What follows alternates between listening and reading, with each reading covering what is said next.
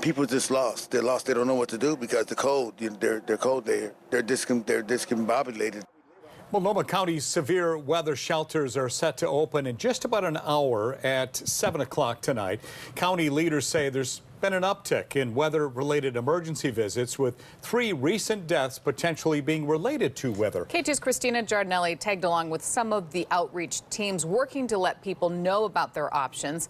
Christina, did people say they'll go to those shelters?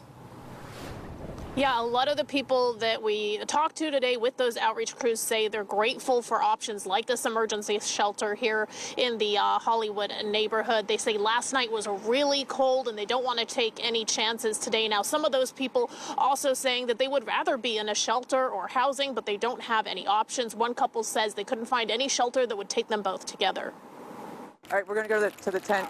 Outreach workers equipped with tarps and hand warmers are hitting the streets in Multnomah County as temperatures drop. Yeah, the warming shelters overnight open at 7 p.m.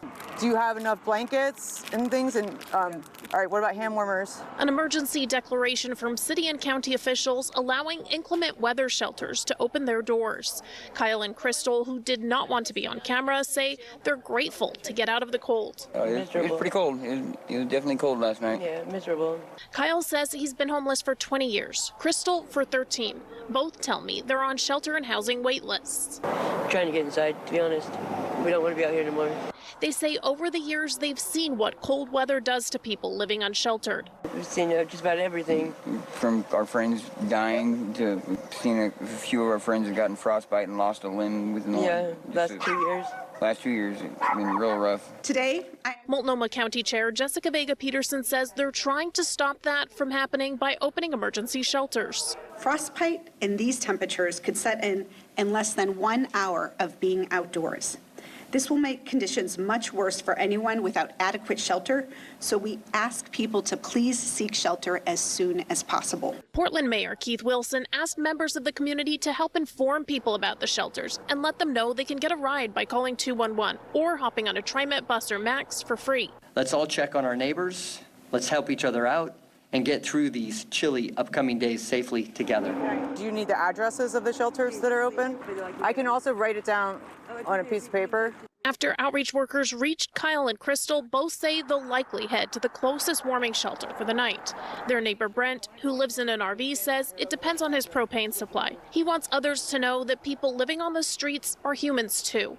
Be more kinder, be more kinder. Don't be so quick to judge, because a lot of us are not here to take from you. This is how we live our lives. So, and we come in places, we go places, and people treat us like there's that homeless person there. You look at me homeless, or hey, we're human.